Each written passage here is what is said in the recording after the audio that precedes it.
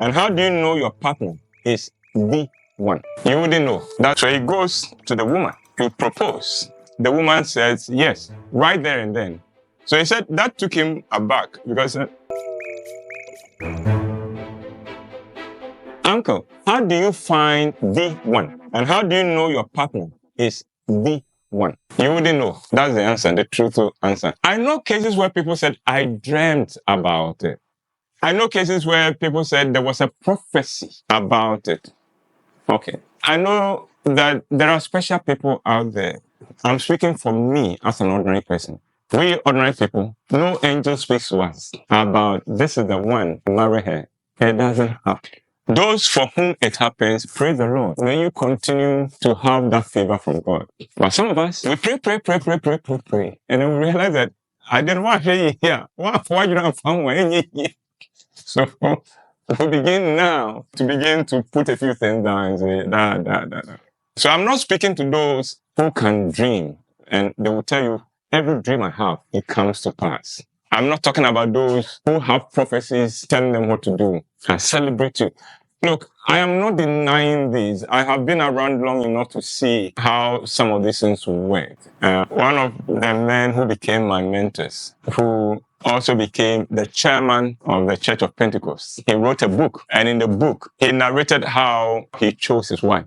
He said he dreamt that he had been cornered by some assailants and they were beating him up. And then a young lady walks in and drives all of them away and, as it were, saves him.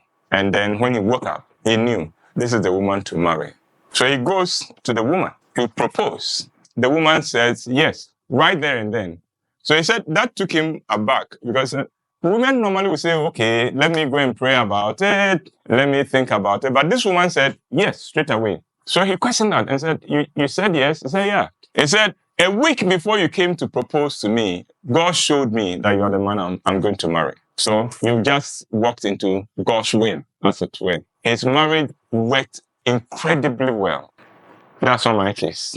That is not the case of many others. So how do you find the one? The first thing to note is that there isn't the one. Because otherwise, you'll be waiting and waiting and waiting and waiting. No, there isn't the one. And it's not about finding the one. It is about you being the one. Stop looking for the perfect partner. You be the perfect person for someone to have in his life or her life. And when you've done that, you would attract someone who would also cherish you. So that's the first thing. The second thing is, don't be desperate to get married. That desperation would land you in the wrong arms. The third thing, don't settle for less. If you haven't found somebody with whom you have that chemistry, who cherishes you, you also cherish, somebody you can flow with, then please wait. There are too many times when even at the altar, exchanging vows, one party knows I'm making a mistake and yet is going ahead with it. I don't wish that for you. How do you find the one? Get involved in your community. Get active. The more active you are, the better. The more wider your network is, the more people you can meet, and the easier it is to find somebody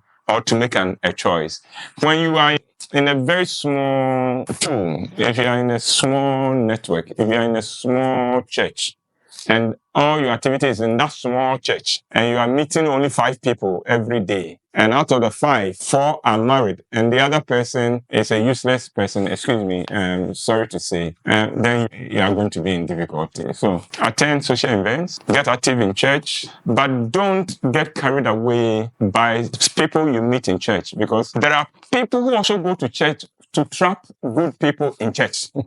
So let's be careful. They come in, they learn our songs, they learn the slogans in the hope of landing somebody who is religious. So be careful. Don't be taken in just because you've met a person in church. Attend parties, make friends, stay stay in touch with some of your classmates, your schoolmates. In other words, broaden your outlook. The next point, be an interesting person. Don't be the kind of person, hi, what is your name? Mary. Then you sit down, waiting for the next question.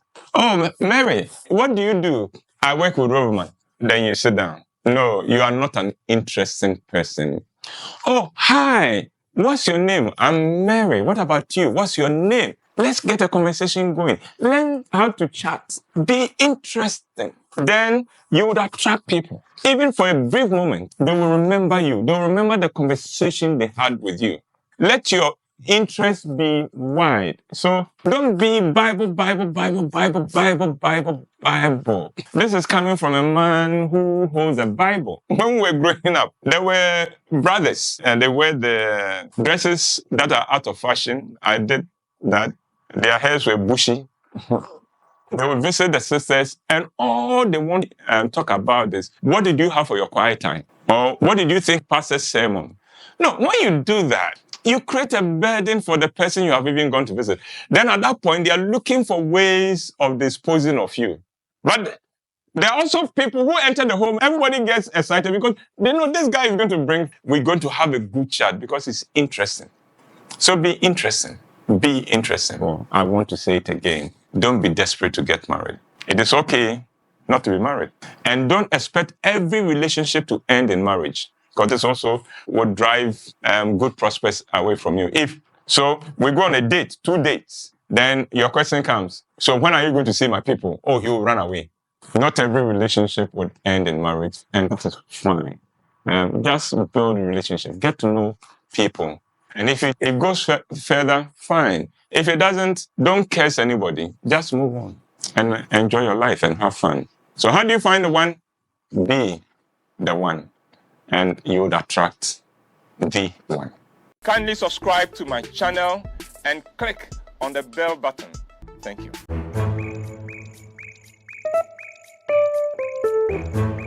Gas, Asa.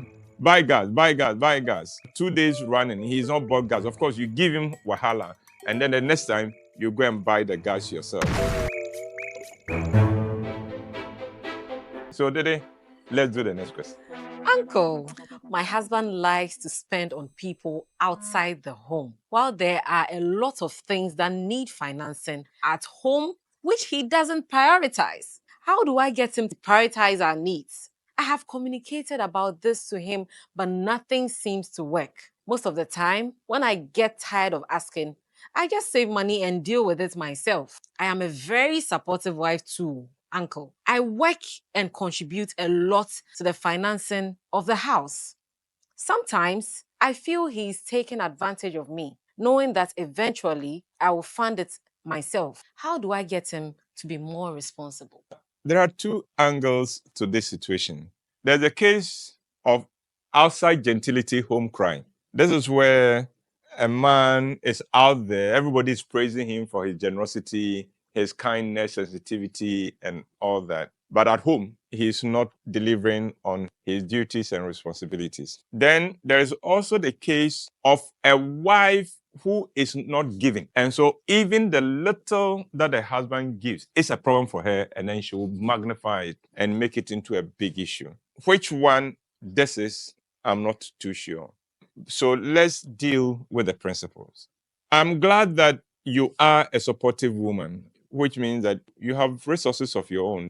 You are more or less, as the day we say, an independent woman. And so you support the home. Now, the challenge with the supportive woman is that if you do not do it with wisdom, you also create a situation where your husband checks out of the home. Gas, Asa. Buy gas, buy gas, buy gas. 2 days running, he's not bought gas. Of course, you give him wahala, and then the next time, you go and buy the gas yourself. What that communicates, oh, she can buy the gas. Let her. Junior needs new shoes. And then he looks at the shoes and says, oh, but the shoes are fine. Because when I was Junior's age, I was walking barefooted. And then the next he sees, you've gone to buy Junior's shoes. Again, oh, okay, she can take care of Junior. Let her. So there's a certain wisdom that is required when a woman wants her husband to rise up to his responsibilities. You don't do it by throwing your resources on his face. Because if you do that, he will not fight you. He will just leave you. Do it. You can do it. Do it. I prefer a situation where have a chat with him and let him know what the bill for the house is. And let him understand you're going to meet this bill. And then after he has met that, don't worry about what he's giving out there, because his kindness and generosity would come back to the family in blessings and goodness, and especially the children. My mother and father had 5 boys. We lived at South Central in Kumasi. We knew the homes we went to of our friends where we were not fed.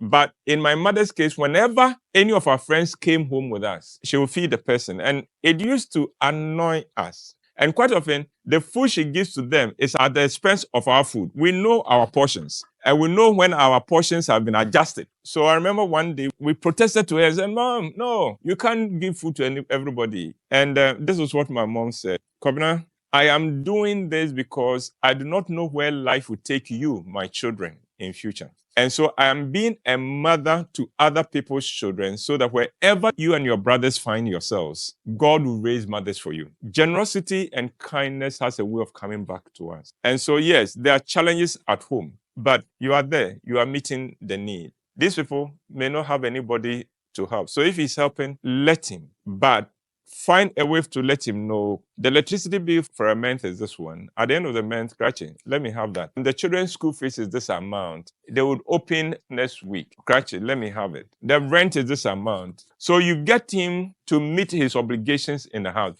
Beyond that, let him do Father Christmas, knowing that you yourself will be blessed by his kindness. The children will be blessed by his kindness. And then he himself would also be blessed by his kindness. Yes, it is difficult sometimes when you find someone who is not living up to his responsibility in the house, having everybody praising him out there on the street. But if that is what brings him to life, let him do it, but find a way of letting him live up to his responsibilities for the house. And then after that, don't worry about where his money is going. But you take better care of your money so that someday when the weight comes on you, you have resources to continue carrying the load.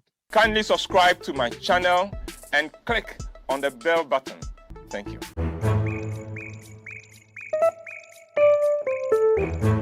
The 5th year of marriage is often very tempestuous for many people. Unfortunately, a lot of women, when they marry, cut off their girls. Friends. Don't do that. So things have changed. But what hasn't changed is a woman's need to talk. I have with me one of my daughters today to help with the questions. She will read the questions and then I would attempt to answer them. So, Dede, let's go with the question. Uncle, I have been married for 5 years now, but I feel empty in my marriage. My husband provides for us, but there's no connection between us. I feel like I am in this marriage alone. He's always busy with work, and when he's home, he's either on his phone or watching TV. We don't talk about anything meaningful. Just the usual, how was your day? And that's it. I have tried talking to him about how I feel, but he just brushes it off and says I complain too much. I don't even remember the last time we had a proper conversation or spent quality time together. I have suggested we go out for dinner or do something fun, but he's never interested. Uncle, I feel so lonely, yet I am married. I don't know how much longer I can take this. Well, when you said for better, for worse, and when you said till death do us part, that is how much longer you have to take this. Till death do us part. But I am joking. A few things that come up in this question. One, 5 years is the average time when the honeymoon phase goes completely, and then all the weaknesses, all the issues of the marriage now begin to stare you in the face. Yeah. At the beginning of marriage, there may be issues, things you are not quite happy with. But the joy of being married, the honeymoon period, makes you overlook it. Oh, we'll manage it. It will get better. You will change, and things like that. By 5 years, all that is beginning to go away, and so even the most trivial of things now stand out and scream for action and for you to do something about it. So the 5th year of marriage is often very tempestuous for many people. So that is the first thing. And I'm unpacking the issues. The second thing is that there is no connection. We don't talk. And it goes to the differences between men and women. During courtship, every man can become a member of Roboman Productions because every man puts on an act. Indeed, not just the man, women also put on an act in courtship. In courtship, we are so agreeable. Things that under normal circumstances I would not accept. On courtship, okay. The man may feel that, but cannot say it aloud. And so, and then in his mind, Oh Lord, shut it up. Shut it up. No. And then marriage comes. First year, second year, he's coping. But after a while, he realized I can't keep this thing up. And he can't keep it up not because he's a bad man. He's a man. Men don't talk a lot and cannot take a lot of talking. And so they either tune out or they avoid you altogether. And then it becomes like nagging for them. Or if you persist, then you become background music. He's not quite listening to you, even though you are talking. Yeah. Men need to understand that for the woman, this is important. What's the solution? I suggest a compromise. It's a compromise I know a lot of people will not agree with.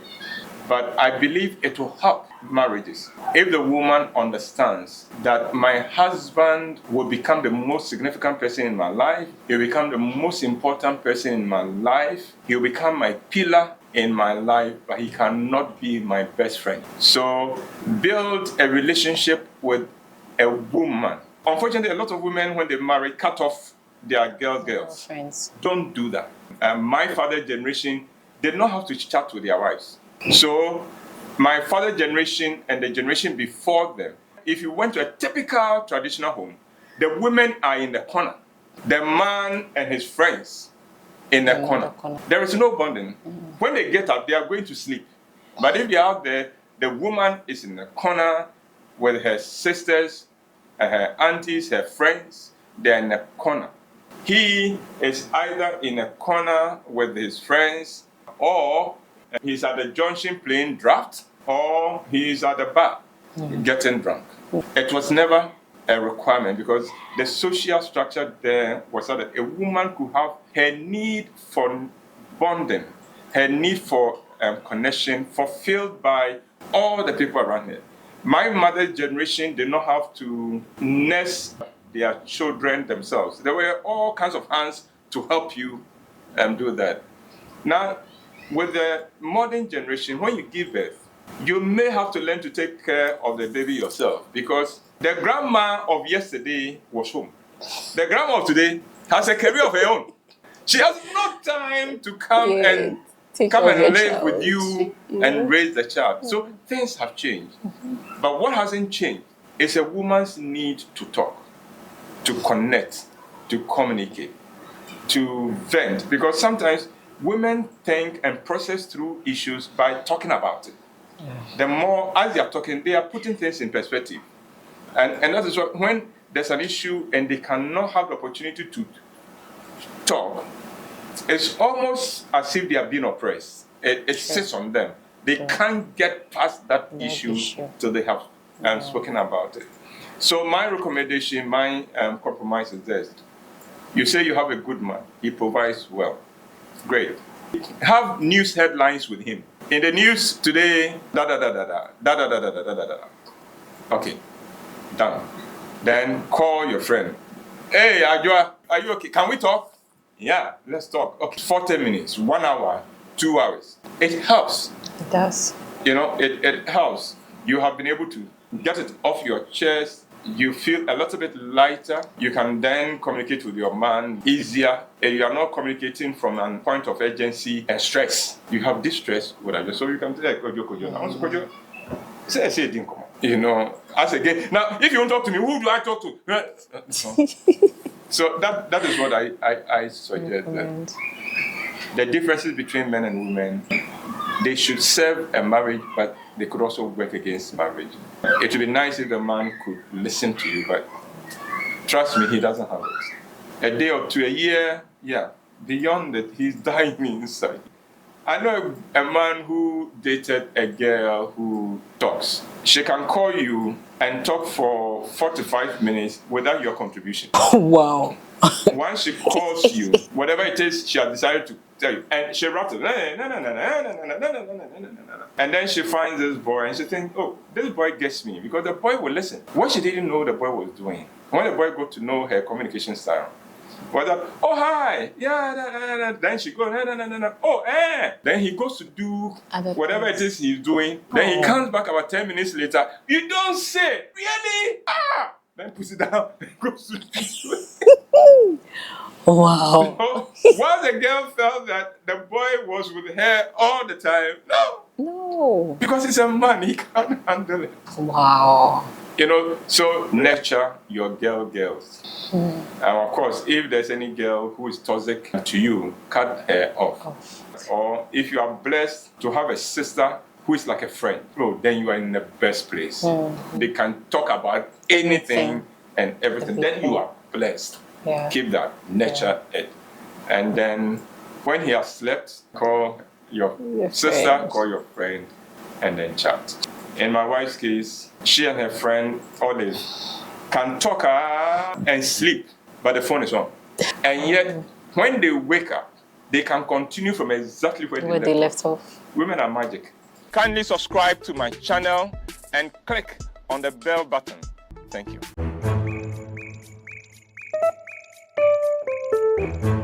How do I know if a guy truly loves me? You don't know. You can never know. Hello, and you can ask me anything. Oh, and boy, have you been asking to help me answer them the day who is going to read the questions and then I would try and answer. The day will represent you. If she doesn't agree, she has the right to disagree with me on your behalf. So, Dede, let's have the next question. Uncle, how do I know if a guy truly loves me? I have been dating someone, and in the beginning, he showed me so much love and made it clear he wanted to spend his life with me. But all of a sudden, he has become distant. Whenever I complain, he tells me he doesn't even have time for himself and that I should relax. He will make time for me. But it feels like he doesn't love me anymore. What should I do? What's the beginning of the question? How do I know if a guy truly loves me? You don't know. You can never know. How do you read someone's heart? It's easy to read someone's mind. How do you read someone's heart? Especially the heart that the Bible describes as deceitful and desperately wicked. So you don't know.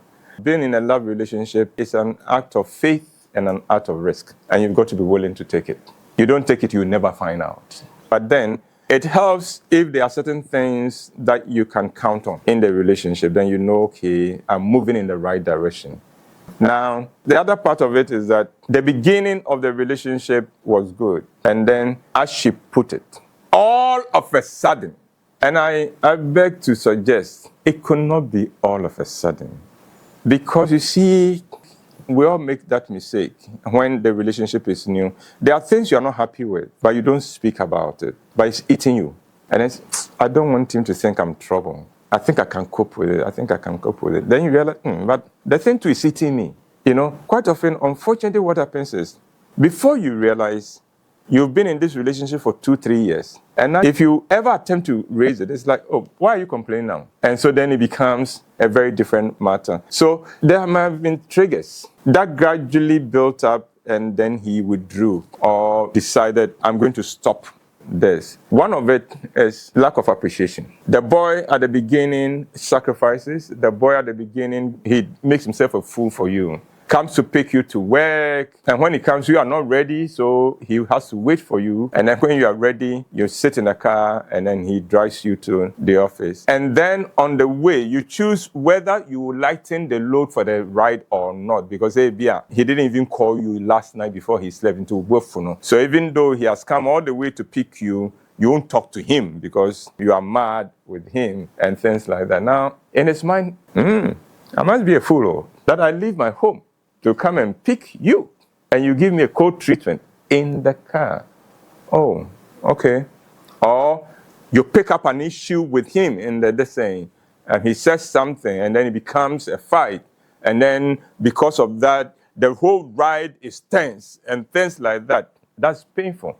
And then you get down and bang that door. You never say thank you for the ride, and you never celebrate and say, you make my life so easy. Whenever we are coming to work and I see the trotro stations and the taxi ranks with queues, I just thank God that you make it. He never hears that. All he hears is, and you are driving too fast. You're driving too fast. You are too close to that driver. Why? What are you in a hurry? Where are you going that you are rushing? Okay. One day, the car was spoiled. Not that the car is spoiled. The car was spoiled. Of course. So, the car is at the workshop. Or tomorrow, I have to be in the office early, so I'm sorry. I'll not be taking. Do you understand? So the point I'm making is that a lot of what we call he changed suddenly, it's not sudden. Lots of other things. Now, in this case, please don't get me wrong, that I'm not saying that it is the wrong of the woman. It is also equally, whenever anything goes wrong in a relationship, it can't be one person's fault because there are two in the relationship. So let's watch the little triggers. There's a principle I want ladies in particular to listen to. I know your threshold for pain as ladies is very high. For us as men, it is very low. So if you make my time with you painful, under the guise of we are settling issues, there are issues, we need to talk about it, it becomes painful for me. What will happen is that I'll find excuses not to be where the pain will be inflicted. And so, in the first place, it wasn't all of a sudden. So have a chat with him, not about why has he changed. Let it be cool. Like, how has our relationship been like for you? What do you like about this relationship? What don't you like about it? And things like that. And then celebrate him. I loved it when you used to. These days you don't come and pick me. I don't know why, but you have no idea how much I loved it. And if we can go back to it, it will make me a very happy woman. That will help. Unfortunately, women also have this feeling that if I ask and he does it, it doesn't mean anything. Well, he's a boy. Ask him. Ask him. Tell him. When you used to call me every morning, oh, I love that, and I miss it. Just place it there. He will find ways of calling. Well, let me know what you think about this, and let's have a discussion with it. This is Uncle Ebo Whyte, and you can ask me anything. I am going to attempt to answer them because some of those questions will not have simple answers. The aim is to spark a discussion. So if I give an answer that you don't agree with, that is fine. Just let me know you don't agree with it. Don't go and hang me. Don't crucify me.